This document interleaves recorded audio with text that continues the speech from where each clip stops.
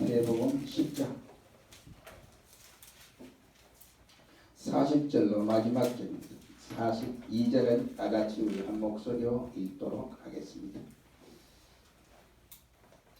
너희를 영접하는 자는 나를 영접하는 것이요 나를 영접하는 자는 나 보내신 이를 영접하는 것이니라. 선지자의 이름으로 선지자를 영접하는 자는 선지자의 상을 받을 것이요 의인의 이름으로 의인을 영접하는 자는 의인의 상을 받을 것이요. 다같이 읽습니다. 또 누구든지 제자의 이름으로 이 소다 중 하나님의 냉수 한 그릇이라도 주는 자는 내가 진실로 너희에게 이르노니 그 사람이 결단코 상을 잃지 아니하리라 하시니라. 아멘. 공독한 말씀을 통해서 보상해 주시는 하나님이라는 말씀으로 잠시 은혜를 받기를 원합니다. 이 시간에 제가 서론으로 소개할 것은 경기도 안산시에 있는 어느 교회 목사님에 대해서 소개를 하고자 원합니다. 설교 준비를 하면서 이분이 나와 똑같은 비슷한 길을 걸어갔다 생각을 하여 소개를 드리고자 원합니다. 안산시가 개발 중에 있었던 때에 이 목사님의 이야기는 그 지역이 개발됨으로써 교회가 철거해야 하는 이런 상황에 놓여져 있었습니다. 물론 그 교회 건물은 교회 건물입니다만은 땅은 교회 것이 아니고 빌려서 건물을 지어서 아주 큰 교회로 성장했던 것입니다. 다른 사업을 하는 사람들은 1차적으로 보상을 받아서 그 지역을 떠나가고 그리고 나머지 분들은 부분적으로 보상이 이루어지기도 했습니다. 당장 땅을 밀어버리고 집을 짓는 것이 아니기 때문에 급한 사람들만 1차, 2차적으로 부분적 보상을 받아서 나가곤 했습니다. 보상을 받는 사람들과 교인들은 새로운 삶의 터전을 핑계 삼아서 교회를 등한히 하게 되었고 그나마 많은 돈이 생겼으니 11조 헌금을 하자니 엄청난 액수고 부담이 되고 그래서 차라리 내가 교회를 떠나야겠다 하고 한 사람 한 사람 떠나가게 된 것이 그 큰 교회가 텅 비어서 몇 명만 남고 다 떠나버리고 말았던 상황입니다. 그런 상황에서 목사님은 얼마나 답답하시겠느냐면 돈이 문제가 아니에요.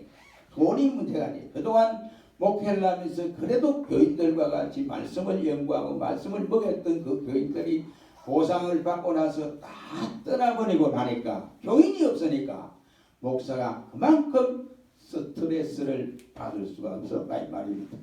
그래서 그는 이와 같이 헌금이 안 나오는 것도 문제지만 목사님이 그런 상황에서 생활비도 어렵고 여러 가지로 지루한 세월을 보내다가 얼마나 힘이 들겠는가 생각을 했습니다. 그 기간이 7년 내지 8년이 걸려 나갔지만은 개발은 된다 하면서도 개발은 되지 아니하고 자기가 생각하니까 교회를 그냥 딴 데로 쓰려서 이와 같이 개척을 하게 되면은 그동안 있었던 이전 보상 문제가 안 나오는 거예요. 그래서 이러지도 못하고 저러지도 못하고 목사님들 만나서 목사님들이 힘을 내라 그러면 개발은 된다 하면서도 보상도 안 나오고 어떻게 하면 좋겠느냐고 이렇게 말씀을 했습니다. 그때에 목사님 만나는 목사님들은 기도해라. 보상을 해주는 것은 정부가 해주는 것도 아니고 바로 안산시청이 해주는 것도 아니고 어떤 개발자가 해주는 것이 아니라 하나님이 허락해야 보상도 허락한다. 그러니 때가 있을 것이다. 참고 기다리고 기도하고 그리고 그동안에 준비하면서 기다리라. 그러니까 그 말이 쉽지요. 이게 안 돼요. 그게 힘들다고요. 경험을 해보지 않는 사람은 알 수가 없습니다. 그래서 오늘 설교의 서론에 제가 경험한 사실을 이걸 이야기를 하려고 그러다 나보다는 그 목사님과 비슷하니까 그 목사님을 소개하는 것이 좋겠다 생각해서 소개를 한 것입니다. 근데 그 목사님은 그렇게 되니까 스트레스가 막 받는 거예요. 교인이 그나마 있으면 괜찮은데 교인이 다 떠나버리고 그 큰 교회가 없는 거예요. 텅 빈 거예요. 그러니까 얼마나 스트레스를 받겠느냐 이 말이에요. 그러니까 5년 치료가 온 거예요. 그 스트레스로 인해서 찾아오는 병으로 고생을 하게 되었습니다. 그래서 정신병 증세가 나타나고 그리고 육신적인 질병에 시달리기도 했습니다. 너무나 사람이 많이 변해져 가고 있더라 이 말입니다. 왜 제가 이 말을 합니까? 오늘 본문 말씀에 보면 보상해 주시는 하나님이라는 말씀을 전하기 위해서 한 것입니다. 누가복음 18장 1절 이하의 말씀에 보면 불의한 재판관이 나옵니다. 이 과부가 자기가 재판한 것이 너무너무 억울하고 억울해서 이 불의한 재판관을 아침마다 출근 시간에 만나기 위해서 기다립니다. 근데 안 만나줘요. 그러니까 과부가 한 번, 두 번, 세 번 만날 때까지, 만나줄 때까지 출근 시간에 기다리고 있다가 이렇게 하니까 이 악한 재판관이 그래 한번 이야기 들어보자. 그래서 이야기를 들어주었다는 예수님의 이 악한 재판관의 비유를 말씀하고 있습니다. 하나님은 이 비유를 통해서 우리의 안타까운 일들도 예수님께 구하고 또 구하면 오래 참지 않고 속히 그 원한을 풀어주리라고 말씀하면서 너희도 그렇게 해라 이렇게 교훈을 주시는 것입니다. 우리 하나님은 보상을 해주시는 하나님이다 이 말입니다. 하나님은 반드시 갚아주시는 분이십니다. 우리는 이 시간 본문을 통해서 잠시 보상해 주시는 하나님이라는 말씀으로 은혜를 받기를 원합니다. 첫째로 어떤 자에게 보상을 해 주시느냐? 주님 때문에 이유 없이 억울함을 당할 때 하나님은 분명코 보상해 주신다 이런 말입니다. 마태복음 19장 29절 말씀에 보면 또 내 이름으로 위하여 집이나 형제나 자매나 전토나 아니면은 전토나 자식이나 부모나 버린 자마다 여러 배를 받고 또 영생을 상속하리라고 했습니다. 여러분 보세요. 국가를 위해서 싸우다가 순직을 해도 국가에서 보상을 해줍니다. 또 다쳐도 그 다친 치료비와 보상을 허락해 줍니다. 그뿐이겠습니까? 또 어떤 계획에서 이제 도시개발이 되어서 이와 같이 보상을 받아야 되는데 이 재산상 손해가 이루어질 때 그 관청에서 이와 같이 그의 보상을 해줍니다. 비행기를 타고 가다가도 사고가 나고 사람이 죽으면 뭐 1억 5천만 원인가 보상을 해줍니다. 하물며 예수님을 위해서 일을 하다가 예수님의 이름을 위해서 억울함을 당할 때에 그 예수님이 우리를 향하여 보상해 주지 않겠느냐 이란 말씀이 되겠습니다. 그러므로 주님을 위해 까닭없이 억울함을 당하거나 생명을 바친 이들에게는 보상이 없겠는가 이란 말입니다. 하늘에서는 물론이고 땅에서도 반드시 보상이 있는 줄로 믿습니다. 어떤 전도사님이 10월에서 목회를 하다가 이제 늦게 이제 군에 갔어요. 늦게 군에 갔는데 입대해서 보내 훈련을 마치고 자대 배치를 받고 이제 갔습니다. 이 좀 오래된 이야기입니다. 그래서 저 비슷한 그런 나이인데요.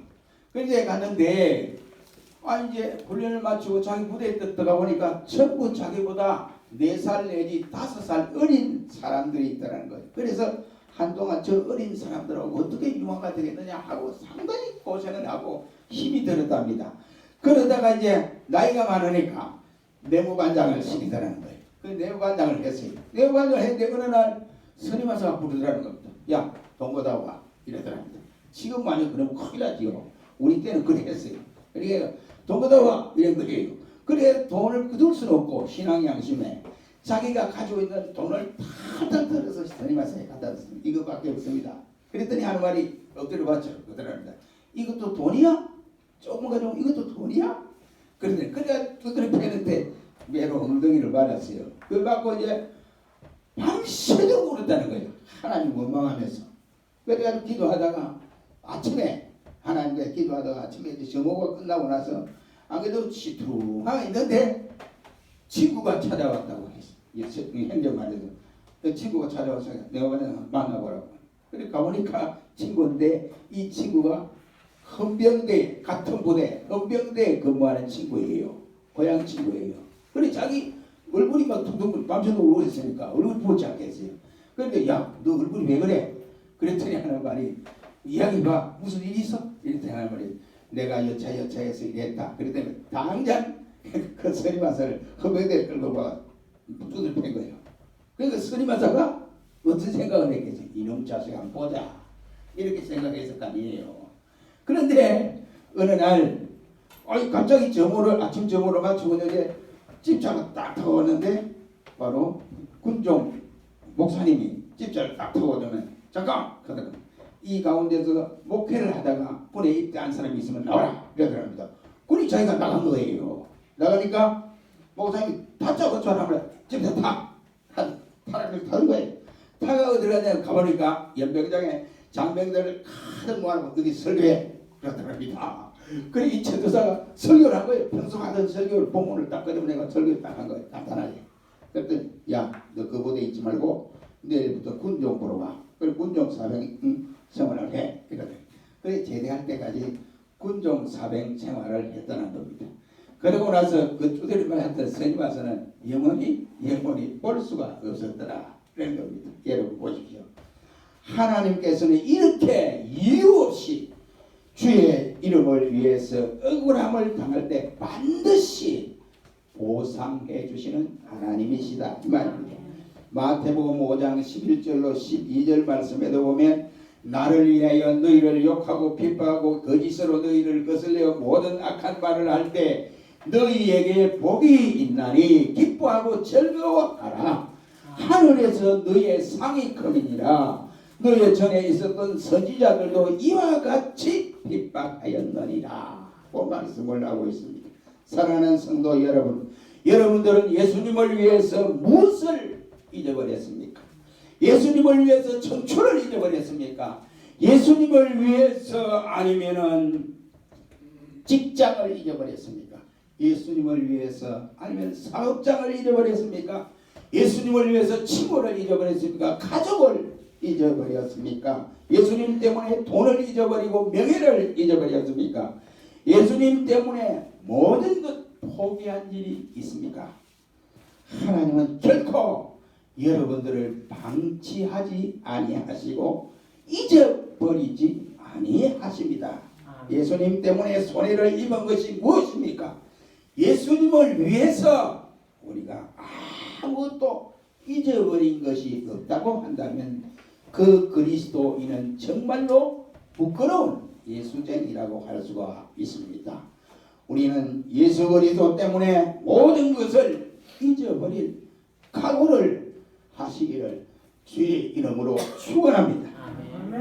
여기서 1장에 보면 욥이라는 사람은 아무런 이유 없이 모든 것을 다 잊어버린 사람이라고 할 수 있습니다.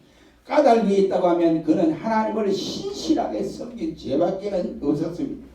그는 하나님을 섬긴다는 그 이유 하나만으로 엄청난 고난을 당했습니다. 자식들이 하루아침에 다 죽어버렸습니다. 그 많던 재산이 다 날아가 버렸습니다. 많은 부리던 종들도 도망가 버리고 몇 명만 남았습니다. 그는 말로다 형용할 수 없을 정도로 손해를 보고 핍박을 당하기도 했고 동네 어린아이들조차도 욥을 이와 같이 학대를 하고 욥을 조롱하기도 했습니다. 하나님의 이름 때문에 아무런 이유 없이 모든 것을 다 잃어버렸습니다. 억울하고 분하기 짝이 없습니다. 그래서 욥은 3장 1절로 9절 말씀에서 고백하기를 그 후에 욥이 입을 열어 자기 생일을 저주하니라. 그러면서 차라리 그 밤에 내가 태어날 때 그 밤에 흑암이 짙었더라면 어머니 뱃속에서 있던 그가 내가 차라리 뱃속에 태어나지 않았더라면 구름이 갇혀서 이 세계를 볼 수 없었더라면 하고 자기가 이 세상에 태어난 것을 이와 같이 저주하는 안타까운 모습을 고백하고 있습니다. 그는 왜 그랬습니까? 그는 얼마나 억울하고 또한 얼마나 원통했으면 이렇게까지 탄식할 수 있었겠는가 하는 것입니다. 욥은 계속해서 11절로 13절 말씀에서 말하기를 자기의 출생에 탄식하며 안타까워합니다. 이유 없이 당하는 고통이 얼마나 힘이 들고 어려운가를 우리에게 보여주는 모습입니다. 그런데 하나님은 어느 날 욥을 찾아왔습니다. 그러면서 찾아오셔서 하시는 말씀이 전의 소유보다 바로 나중에 갑절로 축복하여 주셨던 것을 볼 수 있습니다. 욥기서 42장 10절 말씀에 보면 여호와께서 욥의 공경을 돌이키시고 욥에게 그 전 소유보다 바로 갑절이나 주신지라고 말씀을 하고 있습니다. 하나님은 반드시 갚아주시는 분입니다. 예수님의 이름을 위해서 까닭없이 억울함을 당할 때 반드시 그분이 갚아줍니다. 그분이 책임져 주신다. 이런 말. 주님을 위해 모든 것을 잊어버리고 뺏기고 그리고 억울함을 당해 보셨습니까? 너무 안타까워 마시고 반드시 보상해 주시는 하나님을 확실히 믿고 그 하나님을 바로 위로와 축복이 있기를 주의 이름으로 축원합니다. 두 번째는 어떤 사람이 보상을 하느냐? 믿음으로 심은 것은 반드시 보상해 준다. 갈라디아 6장 7절 말씀에 보면 스스로 속이지 말라.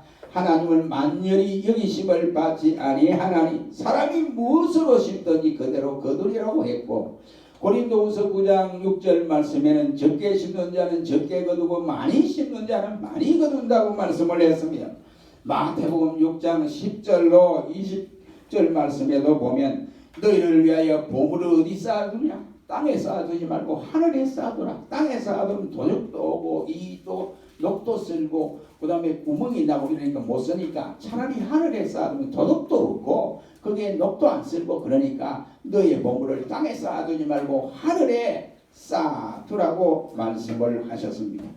기독교는 결코 기복신앙이 아닙니다. 그러나 하나님의 말씀을 믿고 그 말씀대로 살아가는 자에게는 반드시 축복의 역사를 체험할 수가 있습니다. 왜냐하면 하나님의 말씀은 거짓이 하나도 없기 때문에 그러한 것입니다. 반드시 성취되어집니다. 그러기에 믿음으로 하나님 나라를 위해서 투자를 하는 사람들에게는 반드시 보상이 주어진다. 이란 말입니다. 열왕기상 17장에 보면 사렙답 과부가 나옵니다. 그는 자기 아들, 그 아들과 함께 그날에 마지막 저녁에 나무를 해와서 떡을 하나 딱 굽어보면 요즘은 변철에 떡을 하나 딱 굽으면 그래서 죽으려고 생각을 했습니다. 그런데 엘리야가 나타났습니다. 야, 내게 먹을 거 가오너라. 그런 거예요. 그래서 이 과부가 떡 하나 만들어서 자식과 함께 먹고 죽으려고 그랬는데 선지자를 가져오라고 그러니까 선지자를 대접을 한 거예요. 왜 대접을 했습니까? 그 선지자의 말씀이 곧 하나님의 말씀이다. 이렇게 믿은 거예요. 그래서 순종한 거예요. 그래서 엘리야를 대접했는데 어떻게 됐습니까? 그 도가니에 기름이 떨어질 날이 없고 밀가루가 떨어질 날이 없는 이러한 축복을 누리게 되었습니다. 이것은 선지자의 말이 하나님의 말씀으로 약속으로 믿고 순종한 결과입니다. 그 결과로 상상할 수 없는 결과의 축복을 받게 되었습니다. 여러분, 하나님은 이렇게 풍성하게 채워주시는 분입니다. 믿음으로 무엇을 심었느냐 이 말이에요. 믿음으로 심은 자에게 결코 헛되지 않도록 결과물을 하나님이 주신다. 이란 말입니다. 아브라함은 독자 이삭을 하나님 앞에 드렸습니다. 그 드린 결과가 어떻게 됐습니까? 바로 약속의 아들을 부여받았을 뿐만 아니라 아브라함이 믿음의 조상이라고 하는 영광을 누리게 되었습니다. 하나님은 신실하신 분입니다. 절대로 우리의 것들을 그냥 가지고 그만 가지고 와서는 그냥 모른 체하고 없애버리는 그런 분이 아닙니다. 반드시 보상해 주신다. 이란 말입니다. 문제는 우리가 바로 심어야 한다. 이란 말. 무엇으로? 믿음으로 심어야 한다. 이란 말입니다. 심지 않고는 절대로 거둘 수가 없습니다. 믿음이 없으면 억지로라도 드리고 감사하는 마음이 없으면 옥이라도 드려서 감사를 해보십시오. 나의 믿음이 생기게 되는 것이고 그렇게 하다 보면 자신도 모르게 감사하는 마음이 없었던 것이 감사하는 마음이 생기게 되어집니다. 그러므로 심으면 거두게 되어 있다. 심어 놓으면 물질의 주본 물론이거니와 믿음이 생기고 또 감사가 생기고 또 사랑도 생깁니다. 그러므로 믿음의 예물은 기적을 낳게 한다. 이런 말이에요. 어려움 중에도 바로 정성을 다하여 드리는 예물은 하나님이 반드시 이와 같이 축복해 주십니다. 빈들에서 어린아이가 오병이어를 예수님께 주었습니다. 그때에 그것을 주님이 받아들고 축다 축사하시고 모든 빈들에 앉은 어린아이와 여자 외에 5,000명을 먹이고 나머지가 부스러기가 12강줄이나 모아졌다 라고 했습니다. 여러분 보십시오. 주님은 아무 도시락이나 받고 축복해 주시는 그런 주님이 아니십니다. 주님은 아무것이나 들고 축사하시는 그런 분이 아니십니다. 믿음의 예물로 바치는 자에게 하나님이 축사해 주신다 이런 말이에요. 여러분의 각종 예물도 주님의 손에 들려지기를 주의 이름으로 축원합니다. 세 번째는 주님의 이름으로 은밀하게 선을 드릴 때에 선을 행하는 것에 반드시 보상해 주신다. 이런 잠언 19장 17절의 말씀에 보면 가난한 자를 불쌍히 여기는 것은 여호와께 구이는 것이니 그 선행을 반드시 갚아주리라. 말씀을 하고 있습니다. 가난한 자에게 자선하는 행위는 하나님께 구워주는 것이다 이 말이에요.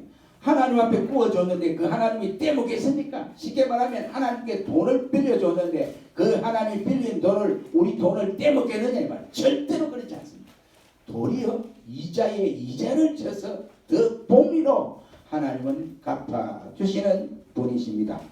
마태복음 26장 40절에 이 소자 중 하나에게 한 것이 곧 나에게 한 것이다 라고 말씀을 합니다. 이 소자는 누구를 말씀을 하고 있습니까?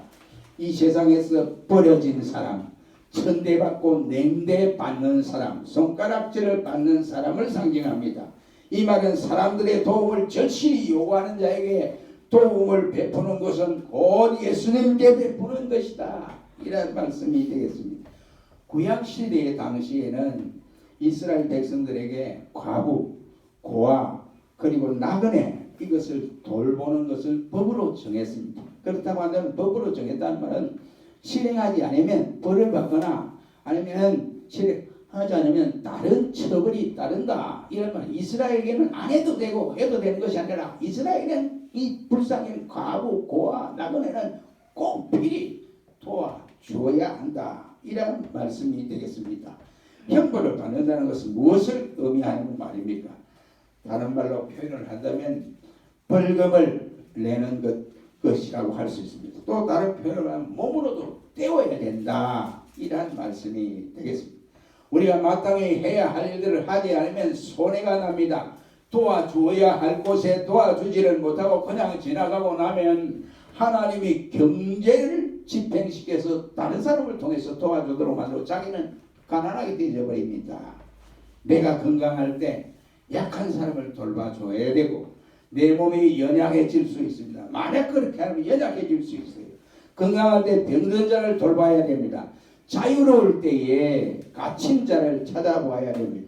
내가 먹을 것이 있을 때 굶주린 자를 먹여야 합니다. 만약에 우리가 그렇게 하지 않으면 우리가 그들의 이와 같이 상황이 바뀌어질 수도 있다. 이런 말. 왜? 하나님이 축복해 주는데 그 축복을 모르거든요. 왜 하나님이 뺏어갈 수도 있다 이 말입니다. 하나님은 일을 하는 자들을 반드시 보상해 주시겠다라고 했습니다.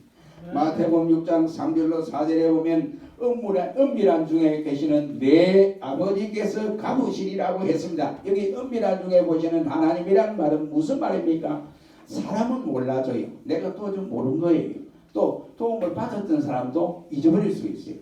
제가 서울에 있을 때 이제 전도사에 있을 때인데 그때 전도사님 한 분이 이제 그분이 부자예요. 여자 저같은 부자입니다. 대전 한진 고속버스 사장 딸이 외동딸이에요.